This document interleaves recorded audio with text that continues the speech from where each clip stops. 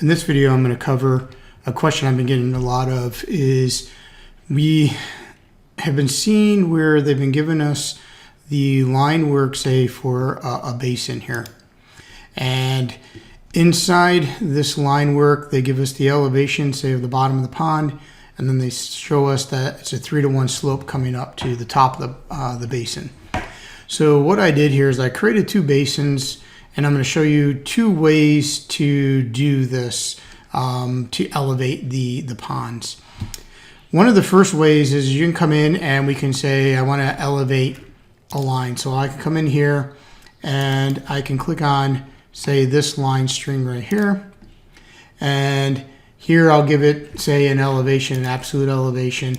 And then since this is a text, I can just click on this and it'll elevate that text. Okay, so now you'll see that that turns color, and if anybody's using my template, you'll realize why all my line work, if it's not elevated, comes in as one color right now. I usually have yellow because I never send yellow out to the field, so if I see anything that's yellow, I know it has to be fixed. In this case, for the video, I'm set them up as magenta lines so we can see what's happening here.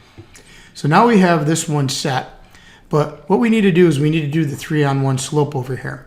So we can come in, and what we can do is we can use the same thing. We can come over here, click on this line.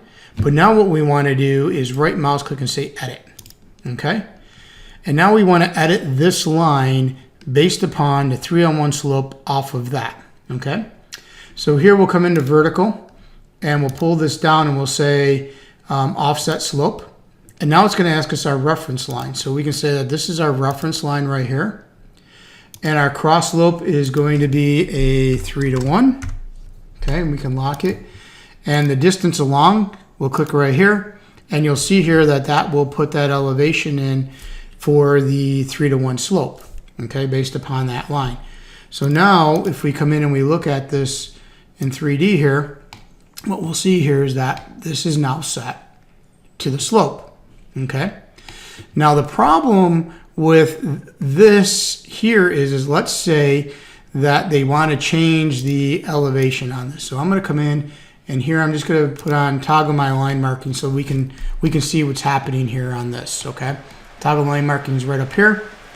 And what we're going to want to do is turn on the line marking so we can see the elevations. So let's say for some reason they want to lower this by 10 feet, this pond. Okay. So we can come in here and click on this line again, and we can go change elevation. And here we can now lower this by 10 feet. So now we can say do a delta, and we'll lower this by 10. Okay, and hit apply. All right.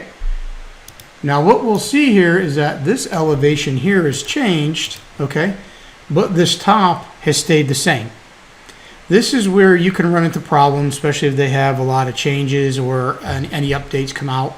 So this is one way you can do it quick and easy. All right.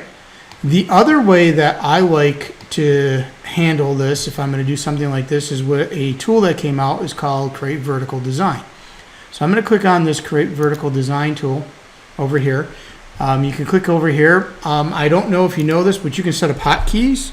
So if I do a Control V on my keyboard, you'll see here that I can have my menu come up. So I could either use the toolbar, that I have set up, the menuing, or I can come over and I can actually do a hotkey.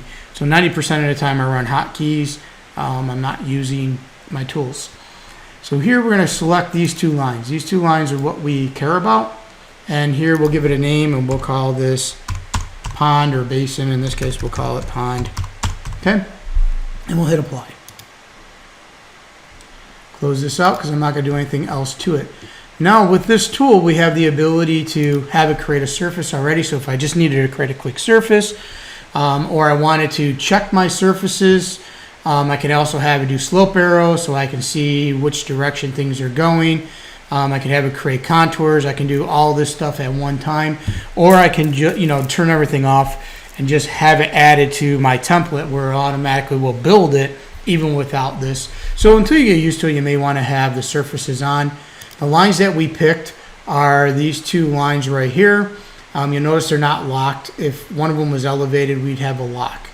But what I like about this is we have the ability to control what happens even during design changes. So I'm going to slide this over so I have a little more screen space.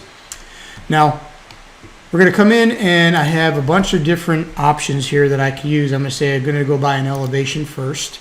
Okay. And here I'll come in and I'll name this right here and we'll say bottom. Okay. And then we'll give it an elevation. I can click right on that. It'll pick up that elevation. And my line I want to go to, I can click any of these nodes and you'll see here it'll automatically put that elevation on there. Now we have a 3-to-1 slope coming in over here. So here I could come in and I can say, you know, elevate by slope. Okay.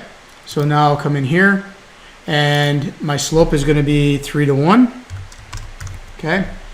We'll change the description to top. And we'll say from here to there. Okay. So now what you'll see here is that has now elevated this basin. Okay, based upon that.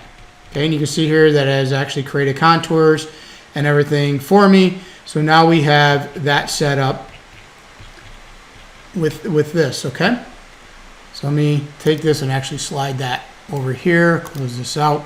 Okay, so now we can see what we have going on. Okay, so now we have that. All right, but now here's the thing about this is what I like about this tool is, let's say they come in and they want to change this elevation. Now they say we want to change this, okay, to be, instead of 1296, we're going to lower that by that 10 feet. So over here I can look and say, okay, here's my bottom. I can click on this and let's change this to 86. Okay. Now you'll see here that this will change to 86, but what you'll also notice is that our top line will also change. Okay, so now this will follow suit of the elevation in order to maintain at that distance our 3-to-1 slope. So if we come back and look at that in 3D, we still have that set up over here, and then we can come here and turn on our surface so you can see that it also will create the surface for us. So if I turn on my surface here, you'll see that I have a surface set up. Okay, so now I have my surface and I have my line work. Now you can use either one of these tools to do what you want to do. The thing is with this one that I showed you the first time, with elevating the line and then using the edit tool and elevating and putting the slope on this, you're always going to have to remember to chase the slope afterwards. Okay, so you'll have to go back in and redo the edit for this. With this vertical design tool, I can change any elevation that I need to change on here, and the corresponding connection of that line to it will change with it. So I like to use this, but here again, I wanted to show you both ways to go it. This is a question we've been getting a lot of, so hopefully you found this video helpful. If you have any other questions, please feel free to reach out. Thank you.